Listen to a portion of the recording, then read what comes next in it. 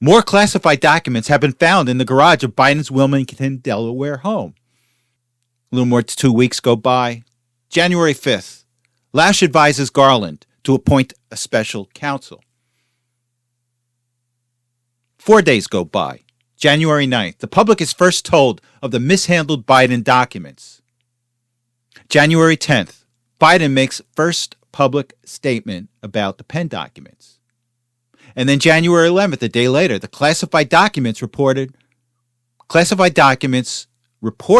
found in a second location, which is Biden's garage next to his Corvette. The morning of January 12th, the next day, the Biden's attorney tells Lausch one additional classified document is found at the Wilmington home. Morning of January 12th, White House, Biden confirmed documents found in garage. Then on the afternoon of January 12th, Garland appoints a special counsel to investigate the Biden's documents. So just a couple of things I want to point out. The first thing I just wanted to point out is it was really interesting that the initial announcement from the White House is that they only found one tranche of documents at the Penn Biden Center, when everybody knew that there was a second set of documents that were found. So remember that. They knew this in Washington. The White House knew this. When that first press release came out about the documents, only one set of documents at the Penn Biden Center, they knew that there was a second set of documents. The White House knew. And we have to know why they didn't fess up. Because you have to understand, January 10th was the date that Biden made his first public statement about the Penn documents. And nothing in that had anything. He didn't say anything about a second set of documents. But, as we know in the timeline, on December 20th, 2022, Biden's personal attorney tells Lausch more classified documents have been found in the garage of Biden's Wilmington, Delaware home. So from December 20th, 2022 to January 10th, 2023, when Biden makes first public statements about the Penn documents, they knew there was a second set out there. But Biden and the White House misled the public. So they knew this. And Biden's out there playing ignorance like he always does.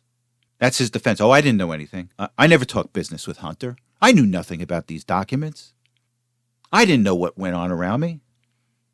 But here's the other thing I find even more curious. Why were they even looking? Why were Biden's attorneys rummaging through his closet at the Penn Biden Center in the first place? Well, here's what I think. Here's why I think they were doing this. There could be many reasons. One, maybe they're just cleaning up the office and they came across it, but I don't think so.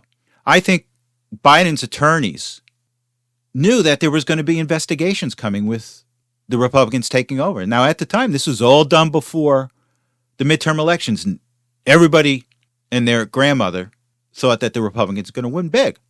They didn't win big, but they won. They won the House at least. But if you remember the time frame, everybody thought there was going to be a big win for Republicans. And I think what they were doing, they were expecting hearings from the incoming Republican Congress.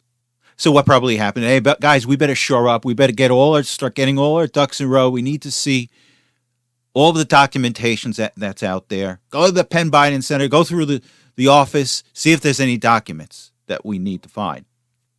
And I wish I was there when I saw to see the attorney's face. Now, I'm not sure it was some low-level attorney that initially picked up the documents, but I wish I saw his face when he opened it up and he saw this top secret.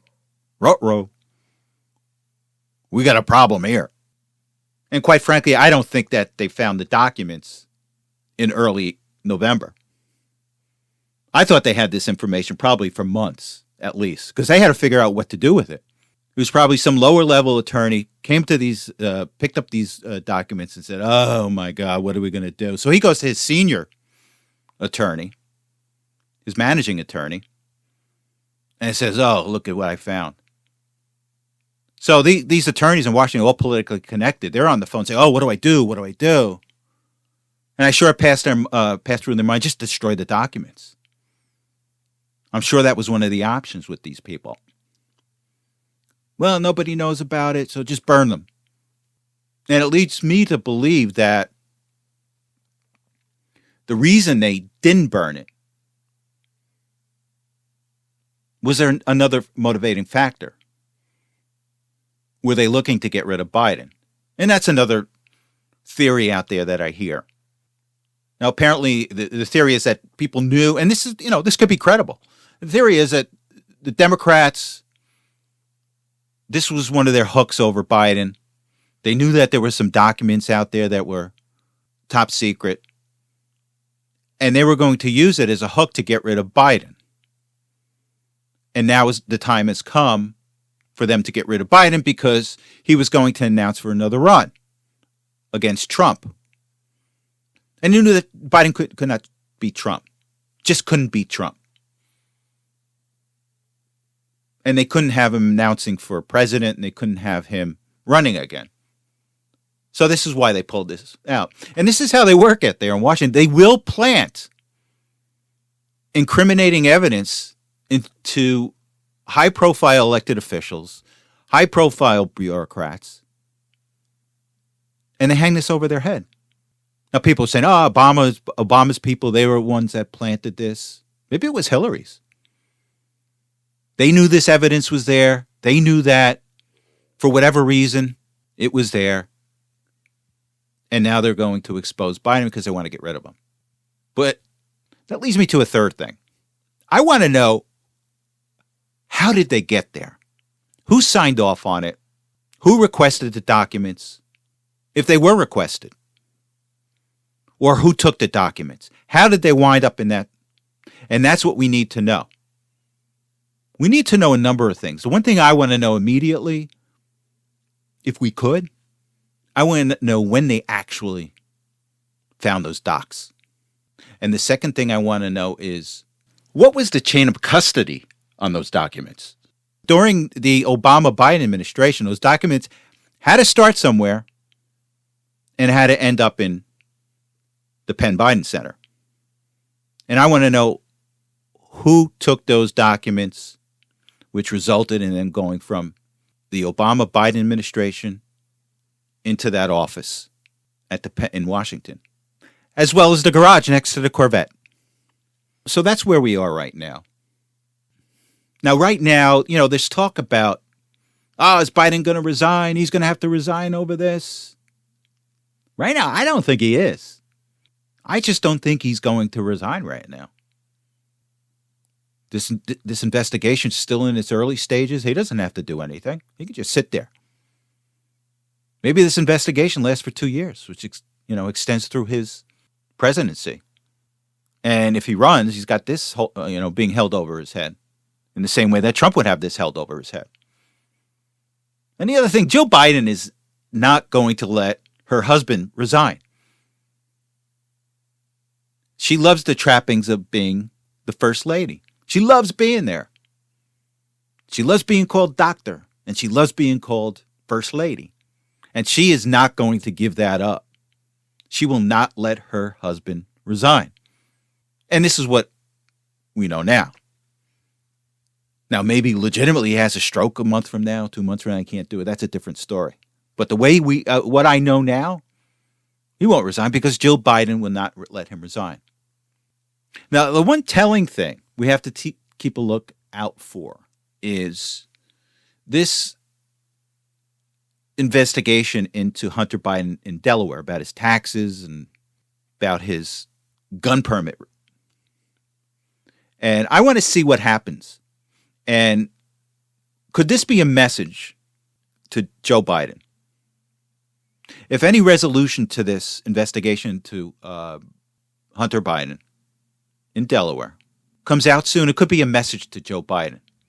If they indict Hunter, that may be a message to Joe Biden and say, hey, you're losing us. Because you have to understand, these attorneys in all of these offices right now, they're all political hacks. That attorney in Delaware that's overseeing the Hunter Biden case, he's a political hack. He's on the phone right now. Oh, what should I do? What kind of message should I send? What's the answer here? So he's on the phone talking to all his other cohorts because that's how they got there. You have to understand all these attorney generals, most of these attorneys at the Department of Justice, they got there because of politics. They're going to hang their hat with the people who they think is going to keep them in their positions. So keep a look. Just wait to see what happens with this Hunter Biden case in Delaware. I'm not sure how it's going to play out, but there's likely a message in there to Joe Biden. And quite frankly, I don't think it's going to mean anything because I think Joe Biden's at the point he would throw his crackhead son under the bus. Because when you think about it, here's a guy that uses his drug-addicted son as a bagman. Do you think he has any respect for his son? He may talk the talk. Oh, I'm worried about you, son, this and that. You've got a problem. Yeah, meanwhile, he was sending his son out to collect money and bring it back to the family. So we'll see on that. It's going to be really interesting. So the chickens have come home to roost. Oh, before I forget, there's a couple of other items I wanted to talk about pertaining to this subject before I move on. The first question I have is I also want to know, where does National Archives fall in this? And if you can remember with Mar-a-Lago and Trump, the National Archives, they wanted their documents back. These are our documents. We want them back. And they got pushed back by Trump. And that's apparently what caused the raid on Mar-a-Lago. And while I'm at it, they should have raided the White House. They should have raided Delaware. Why didn't they do that? Well, we all know why. I'm not going to answer that question.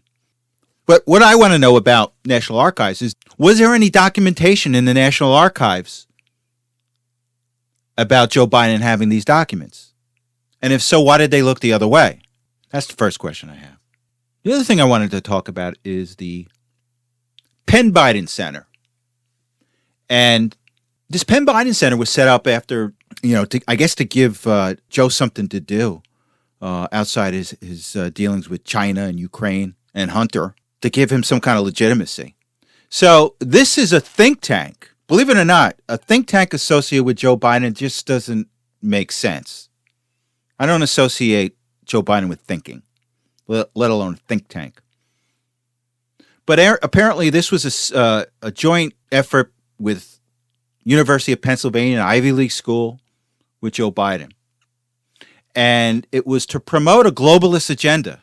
And the interesting thing I find is that although China donated to University of Pennsylvania, the donations from China to the University of Pennsylvania skyrocketed after the Penn Biden Center started.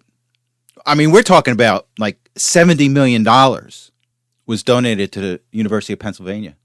Now tell me, why does an Ivy League school like the University of Pennsylvania with a massive endowment need $70 million from China?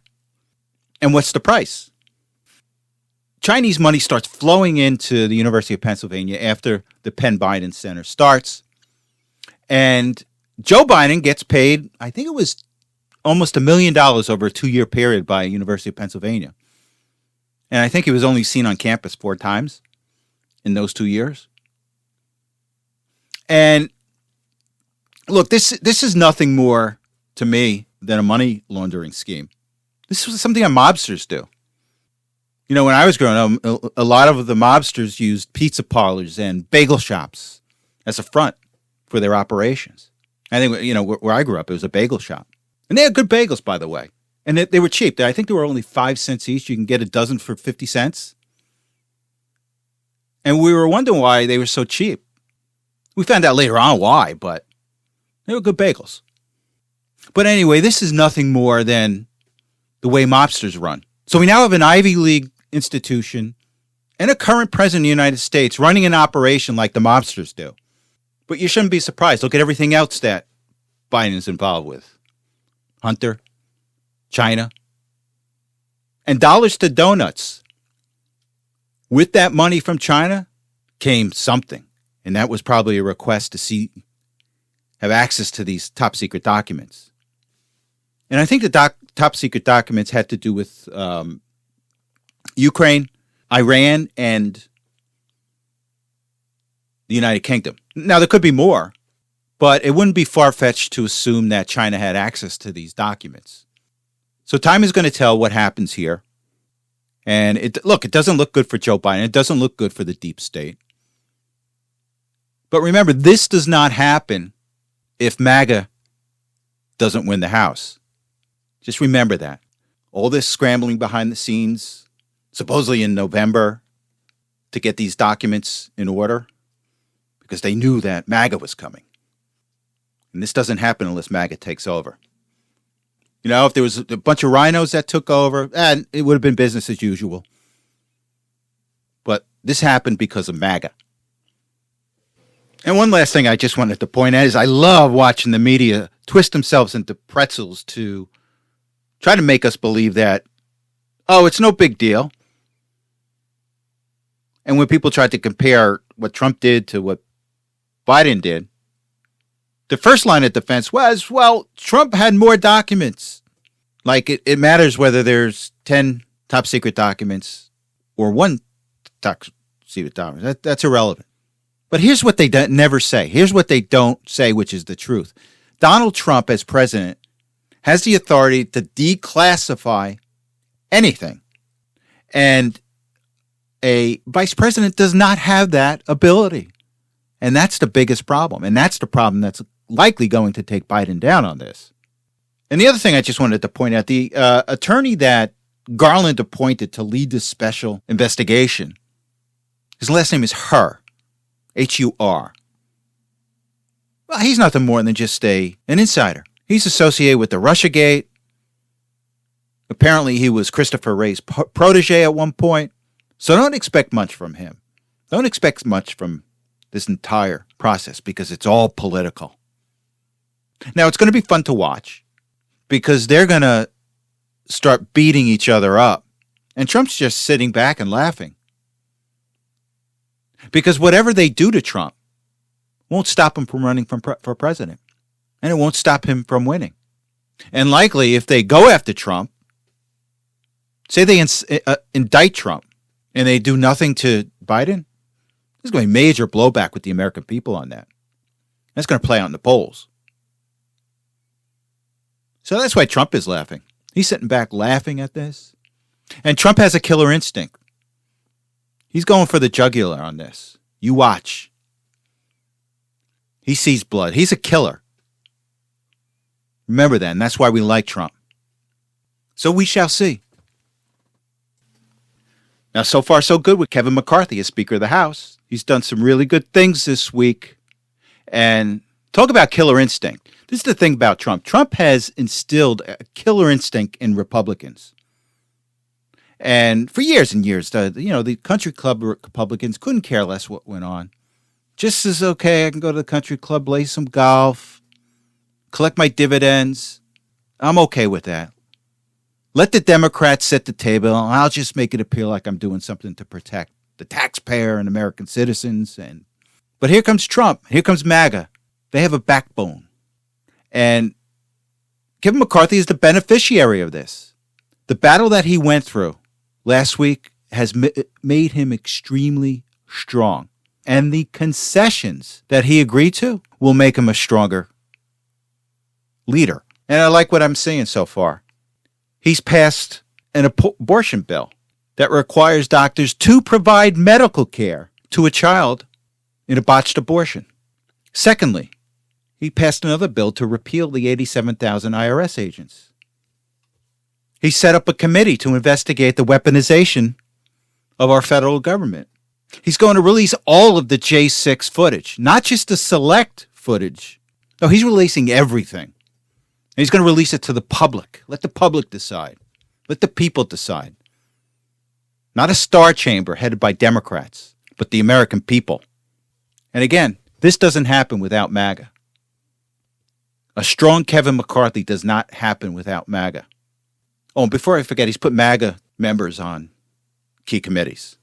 And one thing I like is that he took Shifty Schiff and Mr. Swalwell off of the House Intelligence Committee.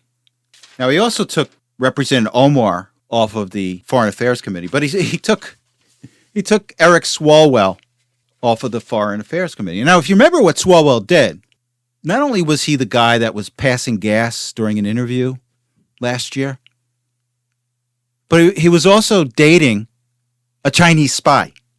And I want to go to a clip, and this is just to show the backbone that has been developed in the spine of Kevin McCarthy. So he's getting some pushback from the press on, well, why'd you take Swalwell off? And they were trying to make a comparison between Swalwell and this new Republican Santos that embellished his resume. So let's go to this clip, and then we'll come back and discuss. Let me phrase something very direct to you. If you got the briefing I got from the FBI, you wouldn't have Swalwell on any committee. And you're going to tell me other Democrats couldn't fill that slot? He cannot get a security clearance in the private sector. So would you like to give him a government clearance?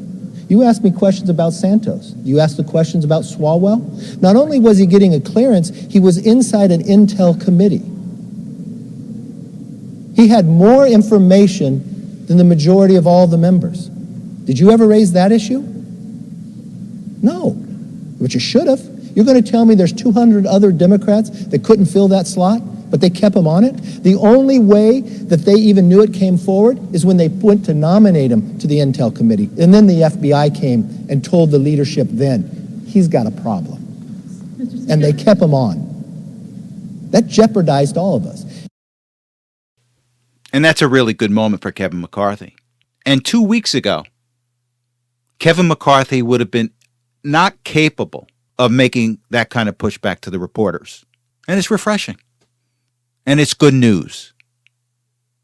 Now, one thing I just wanted to point out is some of the legislation that's being passed right now by McCarthy and the Republicans just aren't going to make it through the Senate, and it's something that Biden ultimately would not sign into law. Like, for example, I don't think this abortion bill that was just passed is going to make it through the Senate. And even if it does, it's not going to be signed by Biden, as well as the repeal of the 87,000 IRS agents. However, there's some little nuance they can do with the IRS agents. But my point is that some of these bills that are being passed will go nowhere in the Senate and go nowhere with Biden.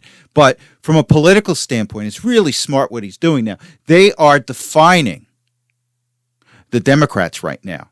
So they can pass all these bills, but in the eyes of the American people, they are now defining the Democratic Party. So the Democratic Party right now are the people that are against helping a poor child in a botched abortion. And they are against repealing the 87,000 IRS agents, which is very popular with the people. But it's good politics because they're defining the Democrats early on. And it's a good move by McCarthy. Oh, I gotta laugh. The deep state is so transparent and so predictable. Now, today's Friday, and Janet Yellen came out this afternoon, Friday, and said that we're going to hit our debt limit next Thursday. Now, just a reminder what the debt limit is. The debt limit is that there's a cap on our debt, what we can issue in debt. Now, the federal government can spend, and borrow, but there are certain caps on how much debt we can take on. And if you anticipate exceeding that cap, you need congressional approval to exceed the cap. And everybody's calculation, even my calculations, had said that, well, we're probably looking at late spring, late June, before the cap becomes an issue.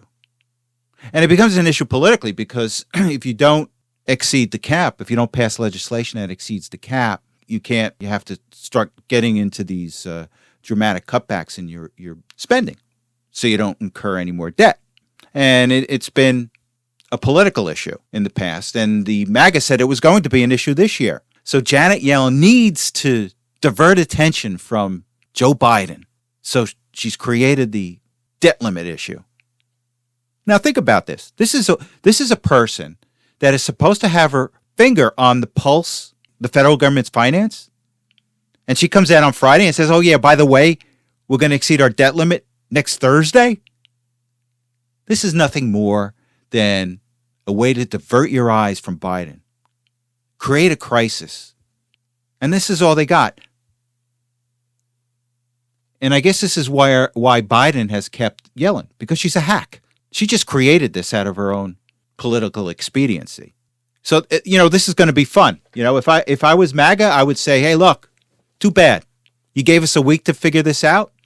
You deal with it, not us. Your responsibility is to give us a much longer time period than a week or less than a week. She should be fired for that. I'm a finance person. I'm a government finance person. If I gave any governing body less than a week to deal with some dramatic financial problem, I would expect to be fired. And you know what? They should fire Janet Yellen. All right, let's switch to the CPI, the Consumer Price Index. It came out this week, and let's take a quick look. CPI year over year is up 6.5% versus 7.1% last month. So it's down a little bit in relation to last month, but it's still up year over year. And core CPI, which takes out energy and food, is up 5.7% versus being up 6% last month. Here's where you shouldn't be fooled by these numbers. These CPI numbers essentially is a basket of goods, and they take the average of these increases, and they come out with these numbers. So, although these numbers are trending downward, they're still higher by 6.5% year over year. But if you look closer at the products in this basket of goods that they use to calculate CPI, we're really being affected by inflation. And let's take a closer look. For example, now even though they're saying that year over year, the CPI only increased 6.5%, well, guess what? Eggs are up almost 60%, 60%. Fuel oil is up 41.5%. Butter is up 35%. White bread up 17%. Hot dogs up 18%. Coffee's up 15%. Electricity's up 14%. Chicken's up 12%. So these are all products that most Americans use every day. And these are products that most Americans need every day. Now, what drives this number down to the 6.5% are a drop in major appliances. Gasoline was down 2%. Beef was down 3%. Bacon was down 3%. Rentals were down 5%. Computers were down 5%. Used cars were down 8%. And televisions were down 14%. Televisions have not been affected by inflation. Televisions have consistently been down. So this is where it's misleading. All these staples that we need, that Americans need to eat to function every day, are up dramatically. But the overall CPI is being reduced by these products that we really don't need on a day-to-day basis. We don't need to buy televisions every day. We don't need to buy major appliances every day. Women's dresses, we don't need to buy those every day. We don't rent cars every day. And this is where this whole calculation is misleading. So Wall Street is out there, we like it, 6.5%. It's moderating. Well, not to the average American. And the market's been up for the past 2 weeks. And again, they're just in denial. They have to capitulate. They don't realize that earnings are not going to be good. And the Fed is going to continue to raise rates. But they're ignoring this. And they ignored it a couple times last year and they got burned. I think they're going to get burned again. So we shall see. I want to switch to a clip by Mitch McConnell, who's no friend to MAGA or the American people. And McConnell's talking about what the American policy actually is regarding Ukraine. And let's go to the clip and let's discuss this, because this is one of the reasons why I am against our current policy with Ukraine. But good old Mitch lets the cat out of the bag. So, again, let's go to the clip, then we'll come back and discuss. But the most basic reasons for continuing to help Ukraine degrade and defeat the Russian invaders are cold, hard, practical American interests.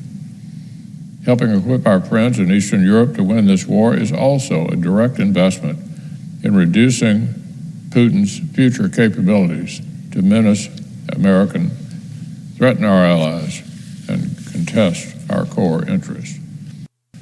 It will massively wear down the arsenal that is available to Putin for future efforts. This assistance is in our national security interests, but it is also in America's economic interests. These investments will help expand our defense manufacturing capacity and contribute to an industry that supports high-paying American jobs. So here's what McConnell is saying. The only reason we're in this is to weaken Russia. That's it. Oh, it's nice to talk about, we want to help Ukraine's borders. We need to protect Ukraine's borders, and we need to help Ukraine fight for freedom, whatever that means, because they're a bunch of corrupt oligarchs that run that country. But Mitch said it's all about weakening Russia. It's all about spending our money. We'll give them our money. Let's kill 40,000 Ukrainian citizens. Let's kill 100,000 Ukrainian troops. We'll keep on sending them just as long as they weaken Russia. And that's our interest. Now, I was reading an article in one of these globalist magazines. I forgot who it was, and they were trying to make a case where, this is a great investment. We're sending all this money over to Ukraine to weaken Russia, and we don't have to worry about any Americans getting killed. They're only Ukrainians. It's only 40,000 civilians over there. It's only 100,000 troops so far that's been killed. It's not our guys. Well, first of all, I would say yet, and there's a big risk here, and it's called nuclear war. It's called World War III. But these people are just so dumb with their policy. So now we know it's not about helping Ukraine. It's about weakening Russia. And if 40,000 civilians get killed, so what? It's not Americans. We don't care. But here's why it's also dumb policy. We're spending all this money on Ukrainian defenses. And here's an article. This is from Fox. It says Navy Secretary says U.S. can't maintain support for Ukraine if weapon makers don't ramp up production. And it says here, Navy Secretary Carlos Del Toro warned Wednesday that continued support for Ukraine will be difficult if weapons makers don't ramp up production in the next 12 months. The comments came on the sidelines of the Surface Navy Association's conference in Arlington, Virginia. Del Toro was asked to respond to remarks made by Admiral Darrell Caudle, commander of the U.S. Fleet Forces Command, that the U.S. Navy may ultimately have to decide between arming itself or Ukrainians. So that's where we are right now. We're at the point where we're giving so much armament to Ukraine that we can't protect ourselves. Is that in the best interest of this country? Is that in the best interest of the United States? We've now weakened ourselves from a military standpoint because of Ukraine. And you know who's watching? China. Now, I don't know if you caught the last thing about what McConnell said at the end of the clip. He said, no, this is good for our economy. This Ukrainian war is good for our economy. Killing all these people in Ukraine are good for our economy. You know why? Because it brings money to our defense contractors. And they have high-paying jobs. I couldn't believe it when I heard that. The arrogance. He is in Washington so long that he doesn't understand the meaning of what he just said. Yep, let's kill Ukrainians. Good for our economy. It's good for our defense contractors. It's good for my contributors. And again, I hearken back to Dwight D. Eisenhower. Beware of the military-industrial complex. And it appears that good old Mitch is right in the middle of it. You know, I just wanted to talk a few minutes about the Twitter drops. And I'll tell you, I haven't spent a lot of time in it, with all the stuff going on with Biden and the speaker battle, that this is a really, really important topic that has to be covered. And I know that it's probably going to be part of the investigation to the weaponization of our government institutions. But this is really dramatic stuff that Elon Musk is releasing. I mean, the latest is that you had Adam Schiff putting pressure on Twitter executives to delete people's tweets. This is absolutely crazy. But these drops from these reporters, Taibbi and others, these are really, really important. Just shows you how our intelligence agencies were in bed with private entities to suppress people's voices and to influence the 2020 presidential election. Now, one of the things that I thought was really interesting, Twitter came out and said, look, you know, they were getting a lot of pressure to investigate Russia's involvement on presidential elections. You know how the Democrats were with Russia. And quite frankly, they came back and said, sorry, guys, we didn't find any real significant Russian influence. In particular, there was this one hashtag that they were interested in. I forgot the name of it. But the Twitter exec said, hey, we researched it, and there was no there. So we're going to find out more between what Musk has dropped and what these investigations are going to entail. There's so much. There's so much to investigate. And it's got to be done the right way, or, you know, people are just going to get overwhelmed and going to get numb to all these investigations. But I guess, you know, too many investigations versus too few in this world. Give me too many. The only problem is sometimes people, you know, they lose focus on all these investigations. And if there's any suggestion I can give to the new House is that keep these investigations down to, you know, 3 or 4 in the first year and then ramps them up. Now, while I'm at investigations, it looks like the CDC is getting ahead of the curve here. They announced today that they were going to investigate a link between the vaccines and strokes.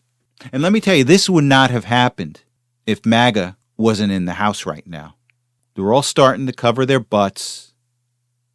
They're trying to get ahead of the curve. We saw it a month or two ago with some employees of the CDC. I think they had the head of the CDC, Walensky. Remember what she said about the vaccine? You know, you really didn't know the efficacy of these vaccines when you released them to the public. And her answer was, well, we were kind of hoping. Oh, that's really scientific. But this is one investigation of the whole COVID response that has to be done this year. So we shall see. All right, let's go to my first loser of the week for 2023. And it was a close one. And let me give you my runner-up first. And my runner-up first is Pete Buttigieg, the head of the Department of Transportation, for his inability to manage his department. He's doing everything but manage the department. He had the Southwest problem a couple of weeks ago, or maybe it was less than a week ago. And then this week he had their computer system crash, which caused the grounding of all flights in the United States for several hours. And this guy Buttigieg, he's typical, no talent, all talk politician. And the funny thing is, I hear from people that he's being groomed to be president, which I say, go for it. The guy can't manage anything. How is he going to manage a country? He's one of those guys that just want to stand there. I'm in charge. Doesn't know how to be in charge, but he's in charge. And he's responsible for all these problems with the airlines. And has he been proactive in anything? Now, the only thing I heard he was proactive with is that he had changed this computer program to be more culturally sensitive. I think he changed the name from, it was a notice to airmen, and he changed it to some air people, something like that. He thinks that's important. Meanwhile, the program doesn't work, or the program is hacked. It's not good management. And for that, I give Pete Buttigieg my runner-up. And now for the first loser of the week for 2023. And it is Andrea Mitchell. Andrea Mitchell for scolding one of her cohorts on the air about using the word pro-life to describe pro-lifers. So let's go to the clip and then we'll come back and discuss. Well, she told reporters after the fact that at the end of the day, she was, as she described herself, pro-life, and that she felt her Garrett, future voters. Let me just interrupt and say that pro-life is a term that that an entire group wants to use, but that is not an accurate description. I'm using it because that's the term she used to describe herself, Andrea. I understand. Anyway, that was her explanation. Let's talk about Congressman Santos now. What a loser. Imagine working with her. I think it's time for her to retire. Well, with that said, thank you for listening. You have a good week. There's so much going on right now, and I look forward to the upcoming months and years with you. So have a good week, and I will talk to you next Saturday.